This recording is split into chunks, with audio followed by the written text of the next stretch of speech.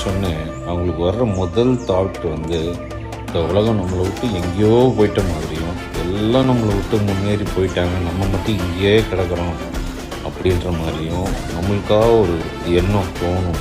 அது பில் கேட்ஸ்லேருந்து அம்பானி வரைக்கும் எல்லாருக்கும் அது வரும். அதை வந்து அப்படி எடுத்து அப்படி போட்டு போகணும். ஆனால் அது நம்ம அப்படி செய்கிறது இல்லை. அதையே வந்து நாள் பூரா வச்சுக்கிட்டு நம்ம போகிற ஆஃபீஸ்லேயும் சரி, நம்ம போகிற ஸ்கூலு காலேஜ் எல்லா இடத்துலையும் மற்றவங்கெல்லாம் நம்மளோட பெருசானவங்க, மற்றோட நம்மளோட எல்லாம் முன்னேறிட்டாங்க, நம்ம மட்டும் அங்கேயே கிடக்கிறோம். இந்த தாட்டை வச்சுக்கிட்டே இருந்து நம்ம கஷ்டப்படுத்திக்கிறோம் ஃபுல்லாக. இதுலேருந்து வெளில வரலாம் ரொம்ப ரொம்ப ரொம்ப சிம்பிளான விஷயம். நம்மளால் முடிஞ்சதை நம்ம பண்ணிட்டோம்.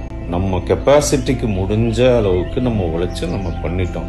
அதுக்கு மேலே அதை பிடிச்சி நோண்டக்கூடாது, அப்படியே விட்டுட்டு பேசாமல் போயிடணும். இதுதான் ரஹ்மான் சார் மியூசிக்கில் அழகாக ஒரு பாட்டு வரும். எல்லா புகழும் இறைவன் ஒருவனுக்கே, நீ நதி போல ஓடிக்கொண்டிரு, நதி